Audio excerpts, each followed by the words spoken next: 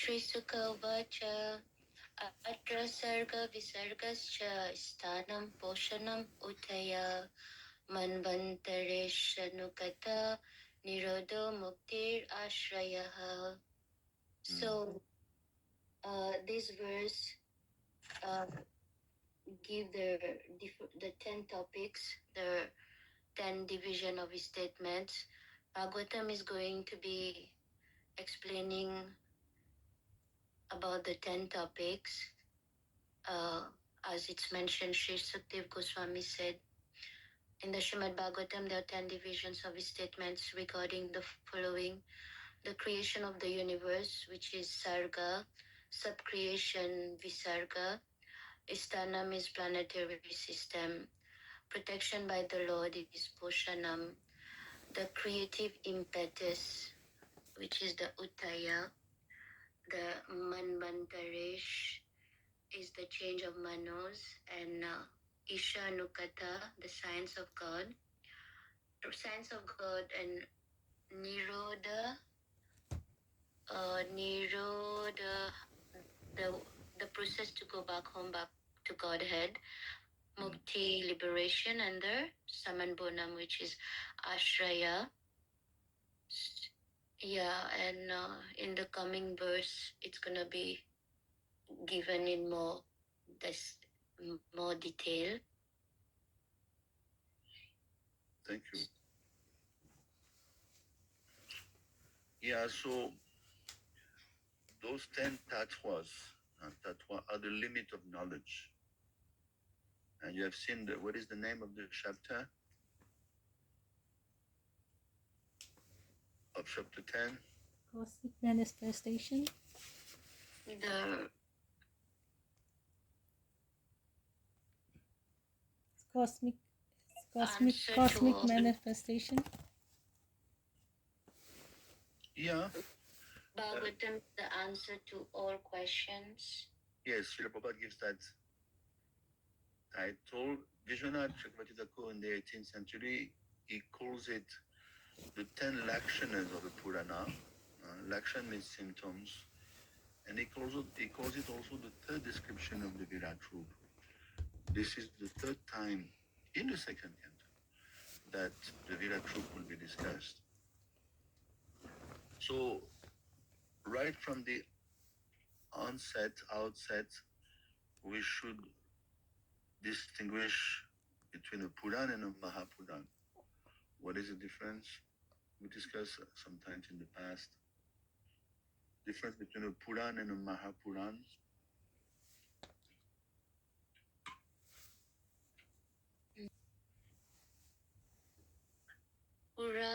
Mahapuran, no, I'm not sure. See, a Mahapuran has 10 topics, whereas a Puran has 5 topics. So, a Puran would be like Saga, we know, Pratisaga, which is basically Visarga, Vamsha, Manvantara, Ishanukata, Bas, that's 5. Whereas Bhagavatam, Vishnu Puran, even Padma Puran, they are Mahapuran. Why? Because they cover not 5 but 10 topics, which I explain here. The 10.1 is extremely important verse of the Bhagavatam. And of course, the Bhagavatam stands out because why? Because what is the most important topic amongst the 10?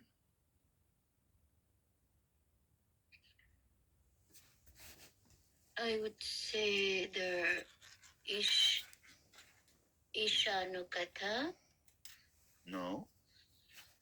What is the last topic? Ashraya. Yes. So we're going to discuss in the first section of this chapter that all the other 9 topics take shelter of the 10th topic. This will be extremely well explained by Shukdev in 2.10.9 It's a very powerful verse.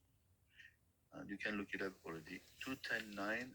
Ekam ekatara bhave yadda nupala bhamahe kritayam tatra yuved sa atma svashraya shraya.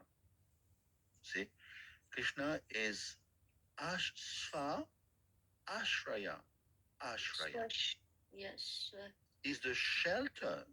Oh, He himself, Sva means Bhagavan Svayam is himself the shelter of the shelter. All the other topics rest on this tenth topic. So that is emphasize only that much, only in the Srimad Bhagavatam. You will find in other Purans, especially the Mahapuran, also mention of the Sva Ashraya, 210, 210.9, but not to that extent as it is in the Srimad Bhagavatam. See, look at 210.9. But the Supreme Being who sees every one of them as the shelter of the shelter is independent of all. And the four is the supreme shelter. Is giving shelter to the shelter. Sva Ashraya Ashraya twice. So that is why the Bhagavatam stands out.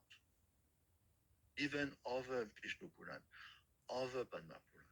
You cannot compare Bhagavatam. It stands out in an immaculate manner.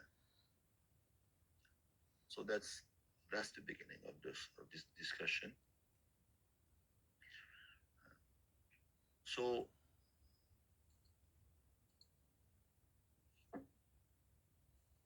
in other words, Jiva Goswami explained very nicely that what is defined as the shelter or the ashraya is described through the 10 characteristics of a Mahapuran. Why Bhagavatam is unique? Because all the 9 topics of a Mahapuran take shelter of the ashraya, that is Krishna. And this Krishna is the complete being. And we will discuss today a lot about Vyasti and Samasti. It's two important terms. Like, let me write it down for you. So Krishna is Samasti. It means the supreme conscious being. Let me write it down in the chat. It's very important to understand two very important terms. Samasti and Vyashti. Samasti, Vyashti. Voilà. So all the topics take shelter of Krishna. So when we say, by the way, Manva Ta Ishanukata, did you notice in 210.1 it's combined? But they still refer to two different topics, but they are combined. So let's get into it. By the way, I just sent you some homework. I forgot to send it last night. So my question was, what is the risk of not studying thoroughly the first 9 topics of Srimad Bhagavatam? There's a risk. Some rascals, Prabhupada calls them rascals, they jump straight into the Sva Ashraya for the sake of entertaining the crowds. Sapta is called Sapta, the Bhagavad Sapta, you know. And what is the risk of not studying thoroughly the first 9 topics and jumping straight into the 10th topic, the Sva Ashraya, that is Krishna? There's a severe risk there. What is it? They might fail to understand It's not they might, they will fail. They will fail to understand the supremacy of Krishna and think of him as an ordinary person. Yes. In other words, they become sahaja. This is extremely possible.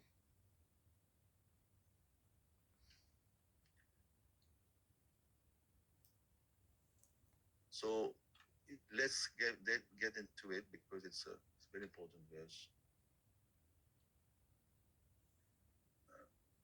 In this topic of the 10 topics, Mahapuran, the word mukti.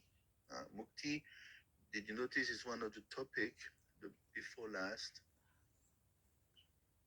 But you cannot obtain mukti, especially the way it is mukti is defined in Gaudiya Vaishnavisms. We will see that in 210.6. Mukti Dvajatarupam Swarupena Vyavastiti. That is vimukti. Once you get rid of the gross and subtle bodies, that is vimukti. But one of the items to get to mukti is poshan. What's the meaning of poshan in the list? Protection. Yeah. Poshan means taking shelter, mercy, protection, offering prayers.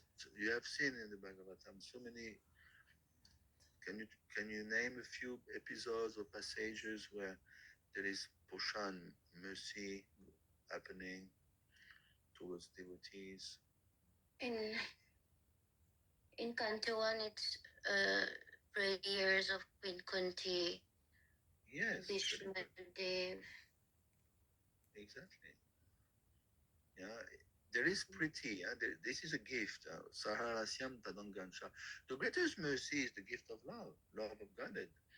Dhruv Charit, Prahlad Charit. So definitely, Poshan must be there. If you don't take shelter of Krishna,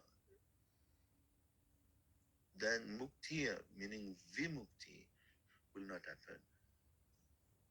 So that's why there's a progression in those 10 topics. And they are scattered. Oftentimes, I mentioned that. Even I wrote to DBT trustee Madhu Savita Prabhu and this Prabhu in Mumbai. His name is Beam. I asked them who dare to single out one canto, one topic per canto. Still today, they cannot give a satisfactory answer. They're still searching. Acharya mentioned it's a total nonsense. The 10 topics are scattered everywhere. This is clear. Except for perhaps Svashraya. Shraya definitely is totally concentrated upon the 10th canto. And of course, we will see in the beginning of the 3rd canto, we're coming to the 3rd canto now, you will see also Svashraya is there. But mostly 10th canto. So I found Kanai Krishna Prabhu gave me way back when Srila Prabhupada was on the Jaladut, before ISKCON even. He himself gave his own list. Very interesting. And it's totally different from what is written in each canto as titles. I don't know why they change it. There's definitely a mystery behind it. Madhu Savita told me they're still trying to figure it out. But by all means, Acharya mentioned that they're scattered all over. Actually, I found last night, a purple where Prabhupada said that, not Prabhupada, 12th canto is no more Prabhupada. It's the 10, I mean, the BBT team. I will give you the, if you are interested, I will give you the quote. It's 1279. Let me open for you. 1279. 1279. If you have the base, you can search 1279.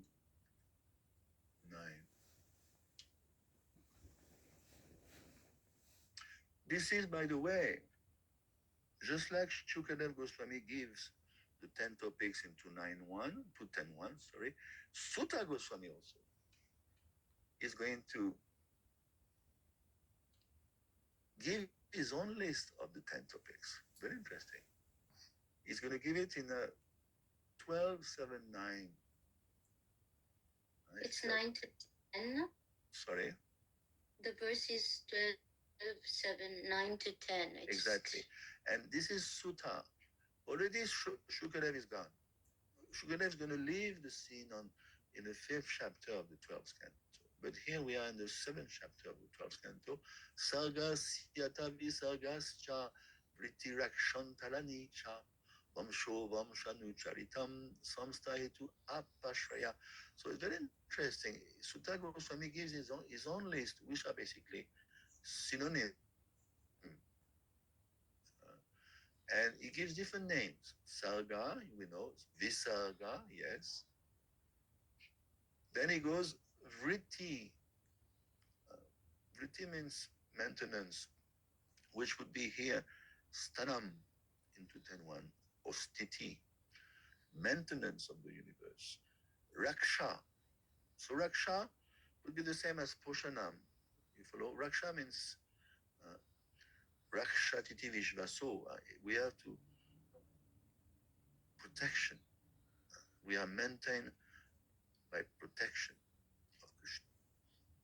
Antarani, that's Manvantara, Antarani, the reigns of the Manus. Ishanukata, Sutta calls it Vamsha, the great dynasties of king. We have seen in the 9th canto, you will see lots of dynasties are revealed. King Shibi, there's so many great kings. King Bharat, the Sri Bharat in Bhagavatam, not only one Sri Bharat Maharaj there. Vamsha Anucharitam, the narrations of the activities. Samsta, he calls it Samsta. In 210.1, Samsta means, the annihilation. Basically, Nirodha. Yeah. Hetu. So Hetu is a very important topic. It would be 210.1 Utti, Uttaya. What is the involvement of the jiv? What drives crazy the jiv into this material nature, into material activities? Kshetragakya Tatapara Avidya Kama Samgyanya. This is Vishnu Puran. The jiv is covered by avidya. Avidya Kama Samgyanya, and he gets involved in fruitive activities because he's covered. There's 5 types of ignorance. He's ignorant of himself, ignorant of Krishna's identity, ignorant of the Maya's identity. It's totally covered over. So he's driven by that in crazy and into fruitive activities. That's two. Sutta calls it hetu. Shukadev calls it uttaya, utti. So you can see even Sutta Goswami himself in the 12th canto is going to confirm, yes, this Bhagavatam is 10 topics. Yeah. If you look at 1279 Bhagavatam, this is the purport at the BBT team. Srila Jiva Goswami has explained that the 10 principal topics of Srimad Bhagavatam are found within each of the 12 cantos. See? one should not try to assign each of the 10 topics to a particular canto. So where is that mentioned the BBT has made that mistake of assigning? It's a mistake. But where is that? Where is that mentioned? But if you just open your Bhagavatam, you will see. Like I'm into the second canto, okay? Look at the title, Cosmic Manifestation. Who dared to do the titles, I see. Who dared to do that? And if we go in that direction, I've got the list. Kanai Krishna Prabhu gave me the list. That even those titles that are written in the beginning of each canto doesn't even fit the list that Prabhupada gave on the Jaladut. Oh. There's definitely double speculation here. Someone dare to name the Bhagavatam per only one topic, per canto, and on top of that, they change from the list that Prabhupada gave. So there's double speculation. When Prabhupada was going in Jaladuta, he already had Bhagavatam with him. Yeah. Which canto he was carrying with him? The first? First canto. So the first canto, the title of the first canto or the chapter? Yeah. So if you want to go in that direct, I'll show you the slide. Because Kanai Krishna Prabhu gave me. So I've been telling the PBT trustee and they are totally dumbfounded. And on top of that, I'm going back to this 7-9 again. Srila Jiva Goswami has explained that the 10 principal topics of Srimad Bhagavatam are found within each of the 12 cantos. One should not try to assign each of the 10 topics to a particular canto. Nor should the Srimad Bhagavatam be artificially interpreted to show that it deals with the topics successively. The simple fact is that all aspects of knowledge important to human beings, summarized in the 10 categories mentioned above, are described with various degrees of emphasis and analysis throughout the Srimad Bhagavatam. See? So, Acharya do not confirm, especially Jiva Goswami. Jiva Goswami is the foremost Acharya in the history of the universe. Don't forget. Wow. Prabhupada said, Jiva Goswami is the foremost past, present, future. You cannot beat Jiva Goswami in the creation, in the material creation. But if you want to see, I can show you. It's up to you. Yes, Prabhu. Okay, so let me find it for you.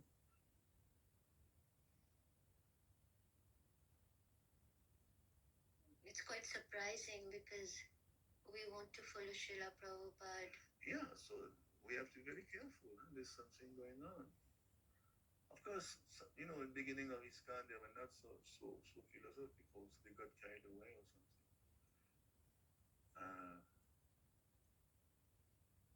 Which one?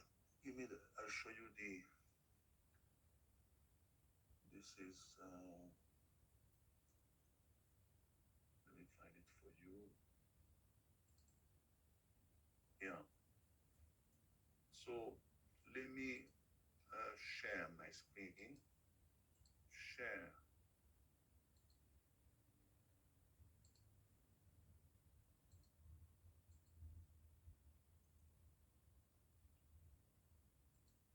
I'm also reading the last paragraph of Prabhupada's purport to verse 12:7-9. Yeah. So can you see? Can you see? See?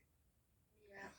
This is written on aboard the Jaladuta in 1965. First canto, the absolute truth. second canto, symptoms of objectivity. The third canto, creation of the natural world. Fourth canto, the sub-creators, plural. Fifth canto, the planetary system. Six, Lord Protector, that's refers to Poshanan here. Seven, creative impetus, that is good T. Change of mind power, eight cantos. Let me give you the other slide.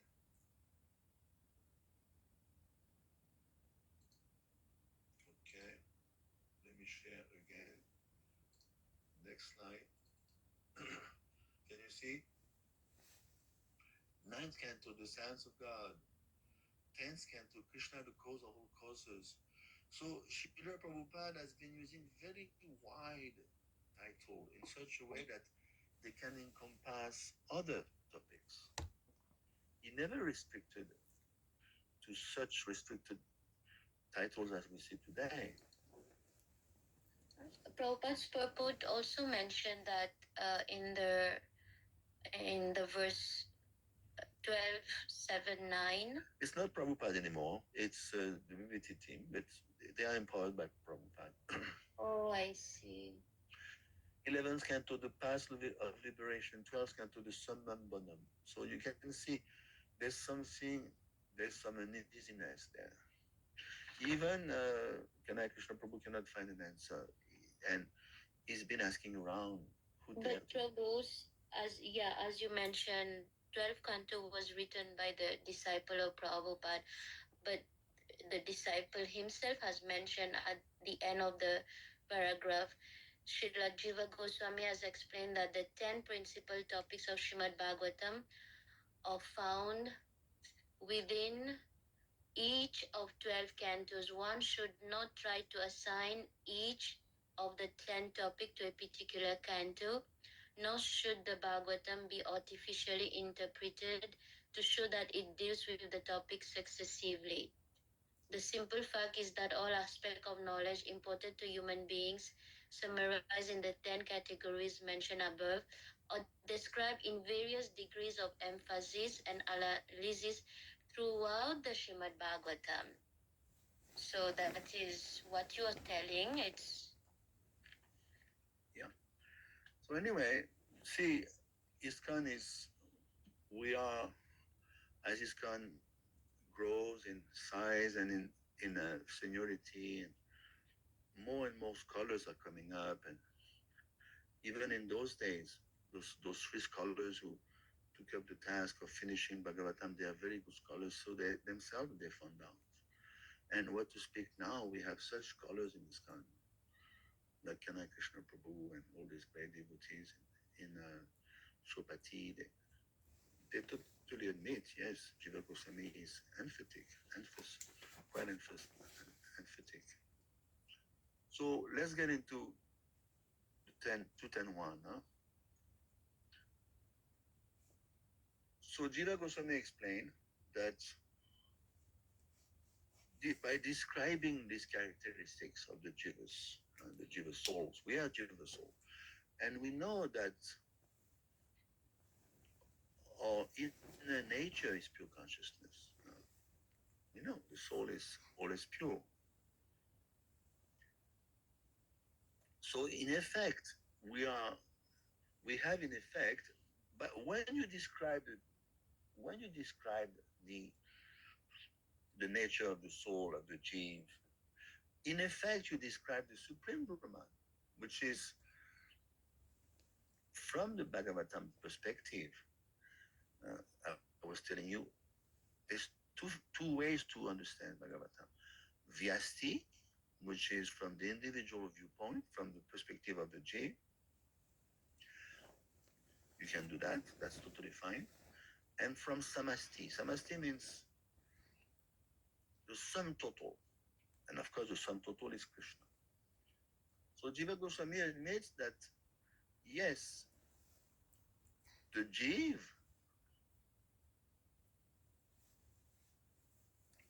is not different from the Supreme Brahman. Even Arjun says, Paramdam Pavitram Midam Uttamam 10:12, that Yes, you are the supreme Brahman, you are the supreme Dham, you are the supreme shelter. So the supreme Brahman is not different from the Jiva. Prabhu, what do you mean when you say Supreme Brahman, Krishna? Yeah, because we are part and parcel of Krishna. We should not forget. 12 in 15:7, we are. Can you say Jiva is non-different from Krishna? Qualitatively. Qualitatively. Yeah. Qualitatively, because yeah, we emanate from the Supreme Brahman. So qualitatively, we're non different. So that's if you want to study from the Vyasti, the individual point of view, you can do that also. It's allowed. Jiva Goswami accepts that. Because the Supreme Brahman is the complete whole, right? And we emanate from the complete whole in the form of his individual partial expansion. And this is Om Purnamada Purnamidam Purnat Purnamudachate Purnasya Purnamadaya Purnameva Vashishyate. We are Purnam. Remember that verse. Krishna is Purnam, the Jiva is Purnam, even Prakriti is Purnam.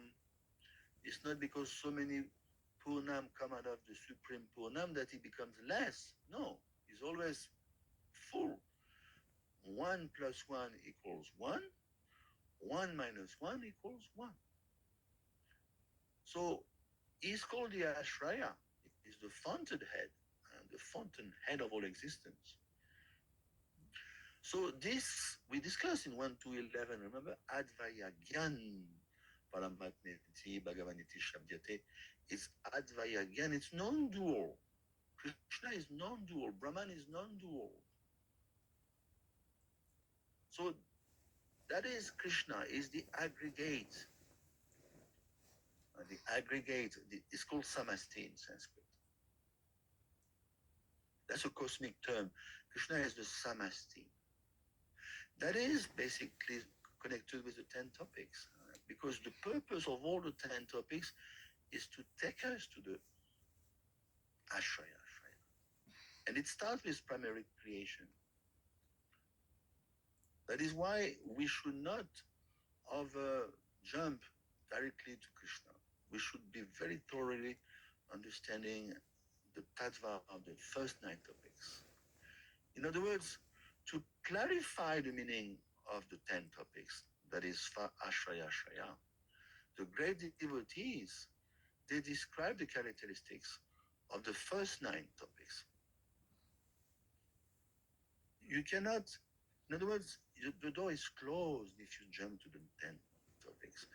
On the contrary, to clarify, if you want to understand very clearly the meaning of the Ashraya Ashraya, Krishna, you have to be able to describe the characteristics of the first 9 topics by prayers, by Anvaya Vyatireka we discuss directly, indirectly. There's a verse by Mahaprabhu, very important verse to Sanatana Goswami. Mukhya gun vriti kimva Anvaya Vyatireka.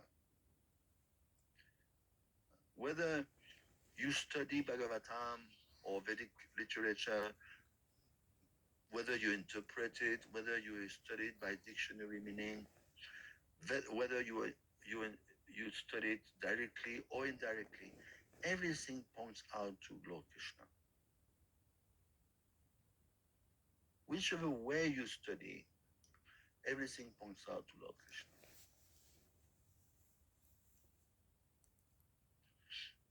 So you understand, you cannot separate the 9 topics from the 10th topic. The 9 topics are taking you to the 10th topic.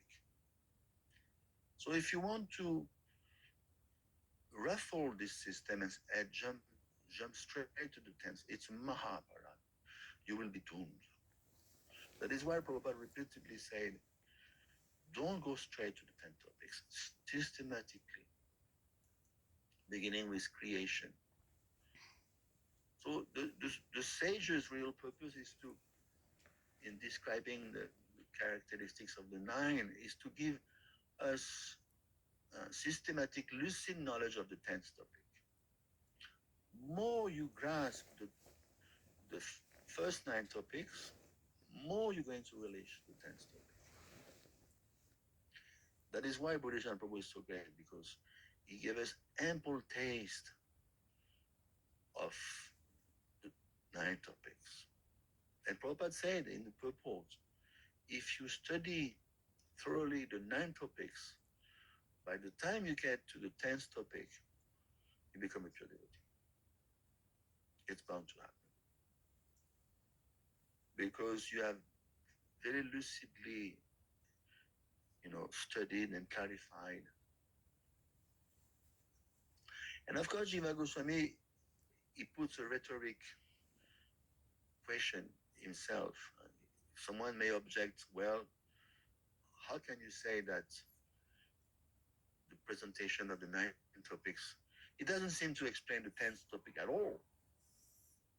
So again, that verse I was quoting from CC is quoted there. Whether you study directly by prayers, by statements, it appears Krishna sips through those topics. Even if you read, let's say, a canto where Krishna doesn't appear, you can see that behind the scene, behind we are being reminded of the existence of God. Even in the creation, it makes, well, where's the connection with Krishna? But Krishna supports, just like if you study, if you look at 131 in the first canto, 131, Sutta Goswami explained, it's pure creation. What does he say? People say, well, what's the connection? Prove it to me that it is Krishna conscious, the creation. Take 131, for instance. Jagrihe Purusham Rupam. It is mentioned, Sutta Goswami, behind, in the beginning of the creation, the Lord first extended himself in the universal form. So there is no creation at all if the Lord himself is not then in the form of the universal form. And then he manifested the 16 fundamental ingredients. So from whichever angle you study, behind that topic, that study, that analysis, that you find Krishna. And then the creation of the 16 principles of material action. So Krishna is behind, just like Krishna says in the Gita, I'm the thread of the necklace. You don't see the thread. You're thinking the necklace exists on its own. But if you remove the thread, the necklace pearls run everywhere. They cannot hold together. So this is the point. And Jiva Goswami is extremely appreciative of the way Sutta and Shukadev they have presented Bhagavatam. See, Jiva Goswami is so advanced, he can even ascertain the work of Sutta Goswami, the work of Vyasadeva, the work of Shukadev. He is on that level. In other words, Jiva Goswami is such a special, powerful entity. If Shukadev Goswami or Sutta Goswami would have made a mistake, Jiva Goswami would have noticed. Is the safeguarder of the Bhagavatam. And of course, this is not the case. They hold on the same absolute platform. That is why, again and again, Jiva Goswami has written the Satsandarbha and to keep the focus on Srimad Bhagavatam.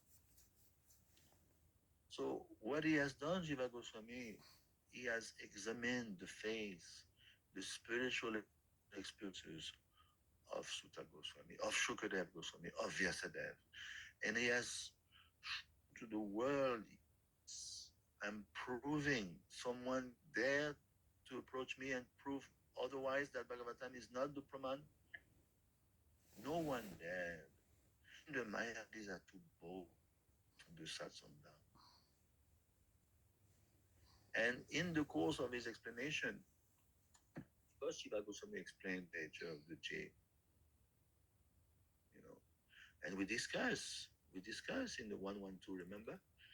Vedyam Vastavam Atravastu Shivadam, that this Krishna is the supreme reality that distinguishes Maya from the supreme reality.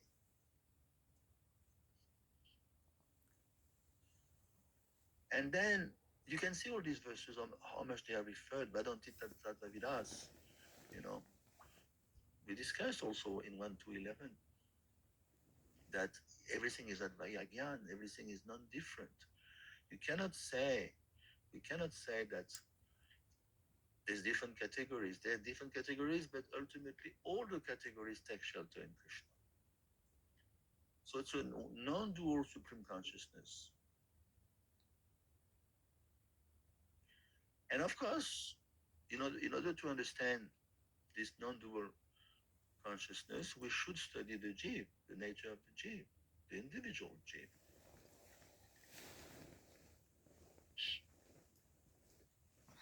That is why all the topics of Bhagavatam, they enthuse us to study the nature of the jiv. And we know the nature of the jiv is very conscious, is able to know himself. Ramanuj explained very nicely this point. Even when we know something that's external, but the jiv is full of knowledge in and of itself. The jiv that is inside a crab or porcupine is full of knowledge. It doesn't need to interact with the material world to be knowledgeable. The jiv itself, the soul itself, is full of knowledge. Is conscious. He knows himself. He knows perfectly everything. Unfortunately, he doesn't have the body or the tools to understand that, but the jiv, everywhere he goes, is full. The jiv is always distinct from the material energy. It's distinct from the sattvika, birth, old age, growth. So from wherever you study, you study from the vyasti. Vyasti means individually. You study the nature of the jiv, or whether you study from the samasti. Samasti means the viewpoint of the absolute truth, Krishna, the aggregate, the samasti. Everything falls into place.